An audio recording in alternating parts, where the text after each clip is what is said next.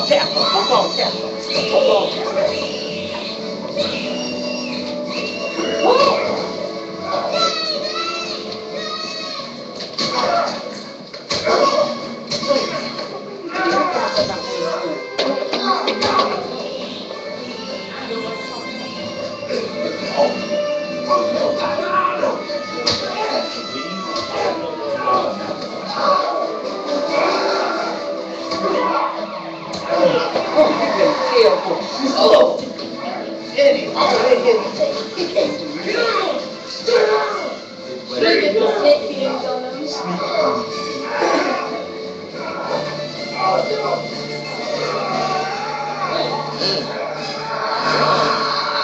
Oh, this hand don't even worse than the bullet.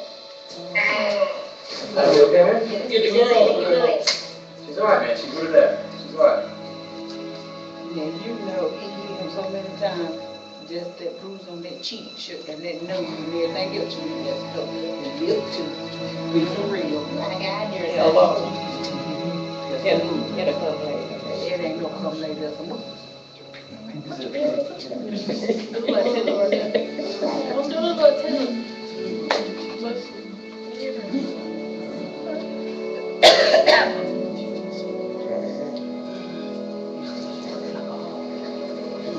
Leave you alone.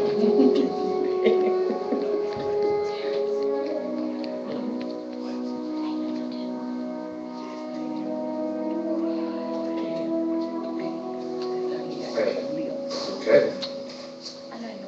That was strong. Looking like I'm feeling. Feeling like I'm working. Okay, come on. Man, thank God for backing. You know, you just be glad you fought the small guy.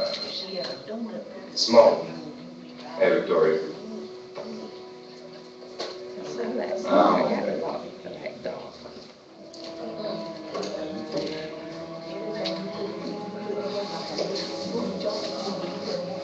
Derek, what are you doing? Why are you with these guys? I ain't got nobody, man. Just ain't got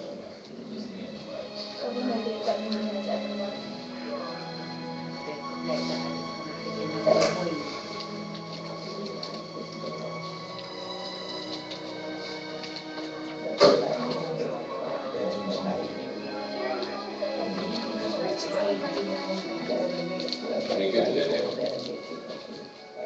For a rookie, right? You're not a rookie.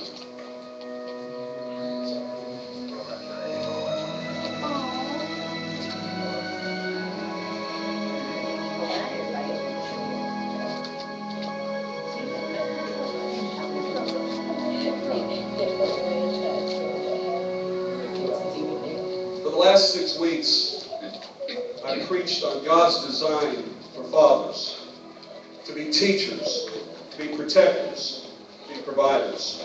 I read to you this resolution. It was written and signed by the 4 men standing behind me. But instead of just talking about these men, I'll ask, Okay, you go ahead. Mitchell to come and speak to us. Both saying for you.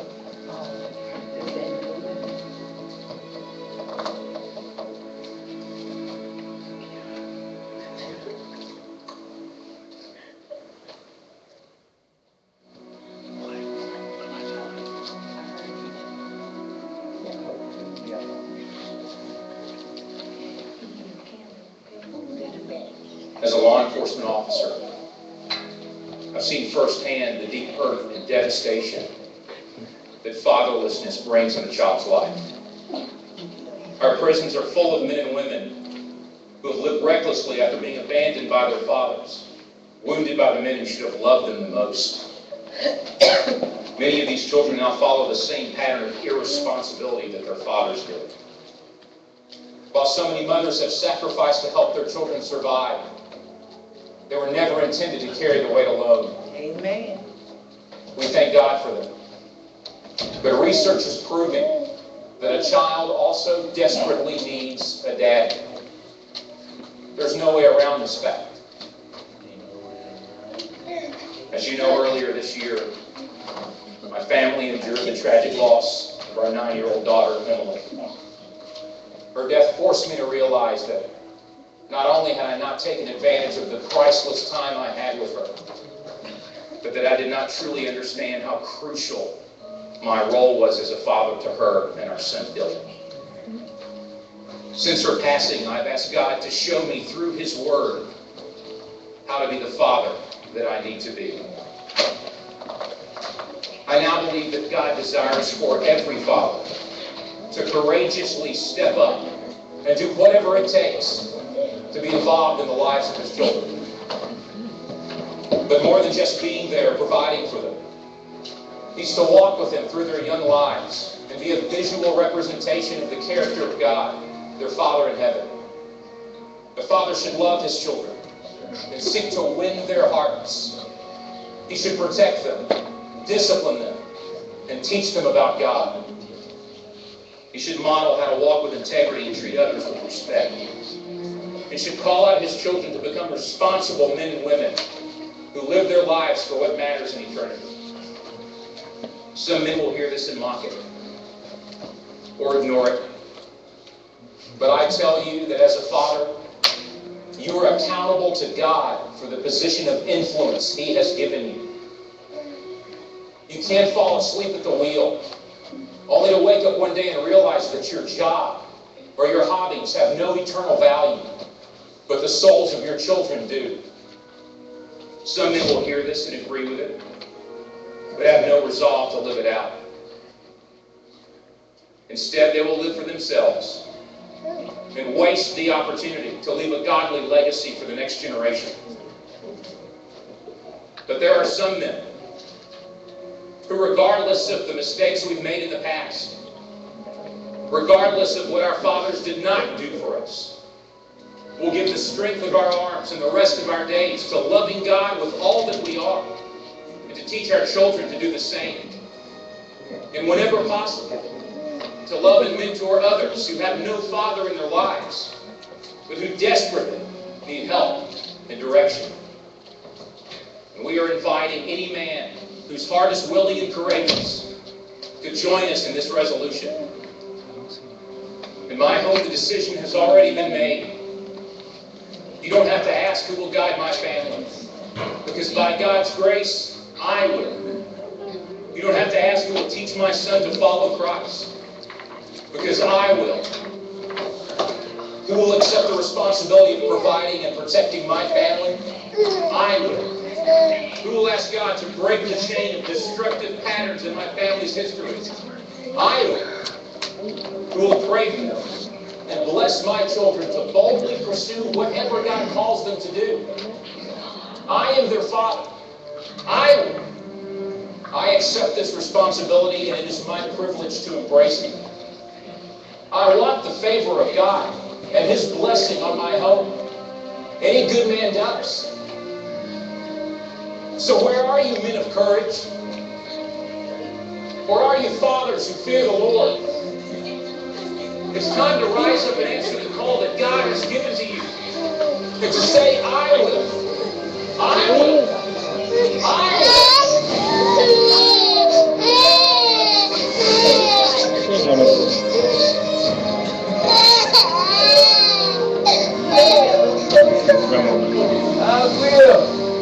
You can stand up.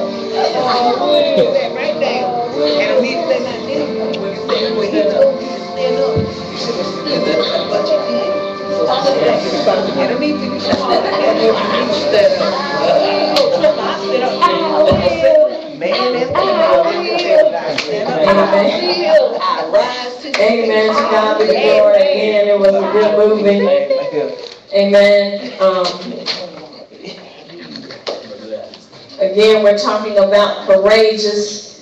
And as I began to, just this second right here, God just began to show me something about the difference between the two scenes. Do you see the different levels or different types of courage that had to be used? In each scene, courage is something different. Yeah, that's right. You see that?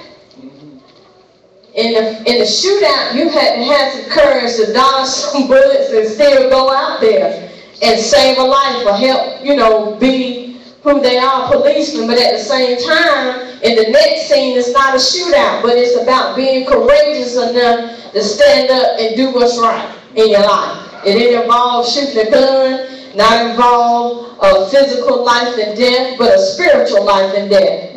So that's basically the difference that I saw in the two scenes. One could have resulted in a physical life or death situation, and the second scene was discussing a spiritual life or death situation. Which, think about it, when we're looking at the movie Courageous, spiritual life or death can result in physical life or death. So it's a cycle. They're all hooked up together. Amen? It's a cycle. You go from spiritual to physical, from physical to spiritual. Your physical situation can get you into a spiritual life or death situation. Your spiritual life or death situation could get you into a physical life or death situation.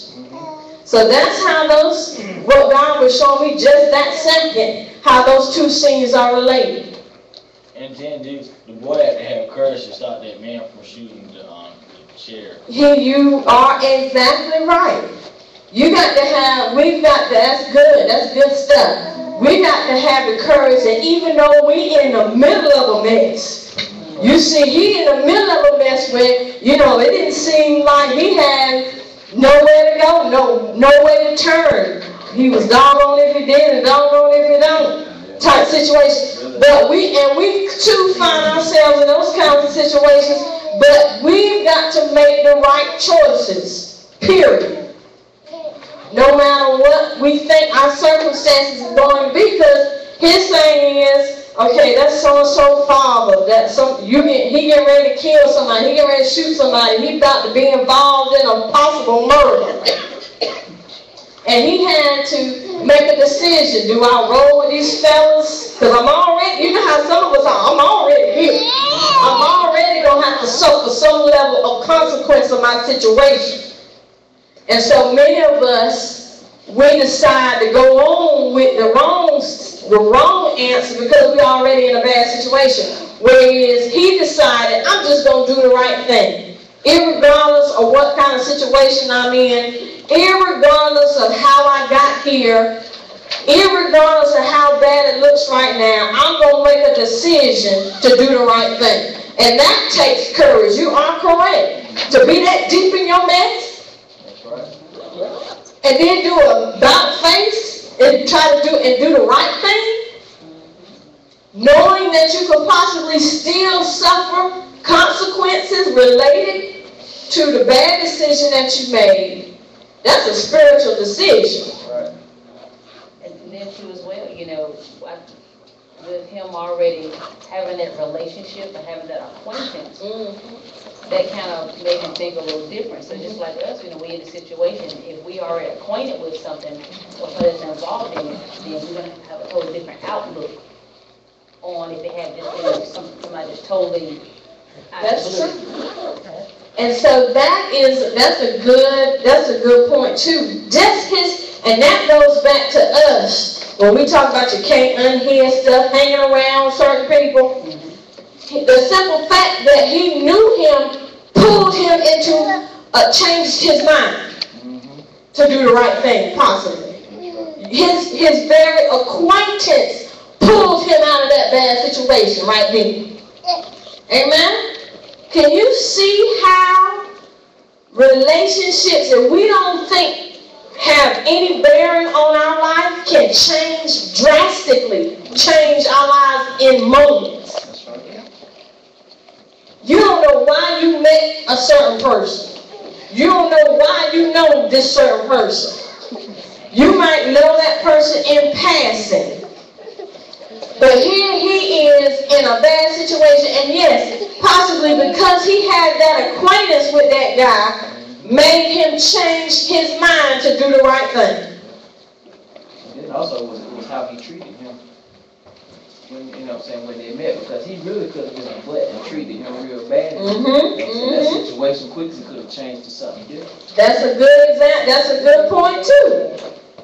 Be mindful about how you treat people, because you never know.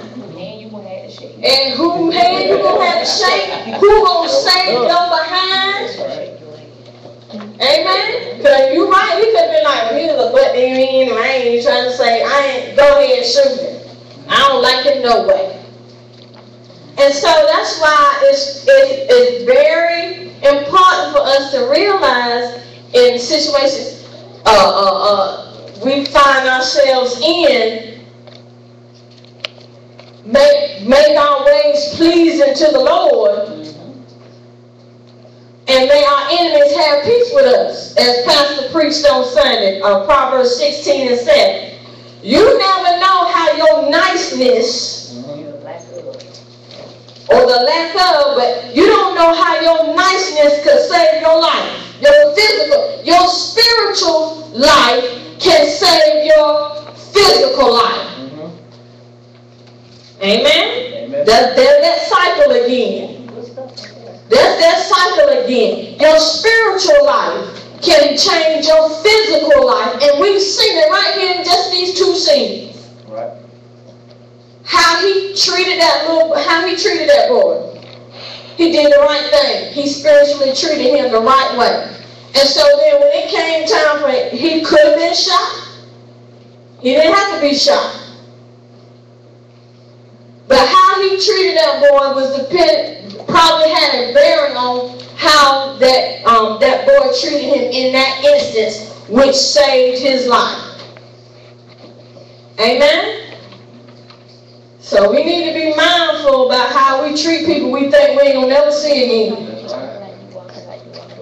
Amen? We be mindful of folk we think don't have anything to offer in that moment. So we think. Be mindful of how we treat age ain't nothing but a number as far as how you treating folk. Be mindful. That little boy could save your life later. Amen? That's good stuff. And really, actually, in that scene just before, you pretty much saw it. You pretty much saw, you know what I'm saying, that courageous part happened, you know what I'm saying, in both ways, because, you know, remember when the young boy said, hey, that's so-and-so's daddy right there. When the camera quickly switched to the guy that was sitting on the other side, he kind of looked at the dude in the seat like, look, man, you might need to reconsider this. He had that look on his face as though, you know what I'm saying, he really wanted to say, look, man, let's not do this. But he kept his mouth shut. As opposed to if he had opened his mouth, he may have changed that whole situation. That's the contrast between somebody being courageous and somebody not being courageous. Now, from all the cop shows that I done seen, the simple fact that he tried to save that cop's life, they could be lenient on him when it comes time to sentencing. But the one that kept his mouth shut, he going down with old boy. Yeah. That's right. He'll probably get the same thing, close to it. Yeah, you talk on TV shows, he would have got shot in that back seat. In real life, he would have got a bullet. Well, we talking about the movie. No, it ain't no movie. So he got that car, he would have got a bullet in the head. So we haven't even got to the sheet yet, but that's good stuff there. We got to be mindful. And then you never know when you don't even have to be in a shootout. You can just need something. And you never know, and how me and Pastor always talk about your connections and different things that people, and connections that you make with different people for different reasons, for whatever reason. Just going about your daily life, being a Christian, doing what you're supposed to do, serving God first, living that spiritual life, not trusting God, having faith in God, not looking for anything in return, just doing what God say do, just cause. And you don't never know how it's going to come full circle for you. and save your life. Pull you out of a bad situation. Amen? Because let the truth be known, both of their acquaintances with one another saved their life. Because like I said, he may not get as much time because he tried to save him, just like Elder Sharon said. Amen? And then, of course, the cop's life is saved because they knew each other.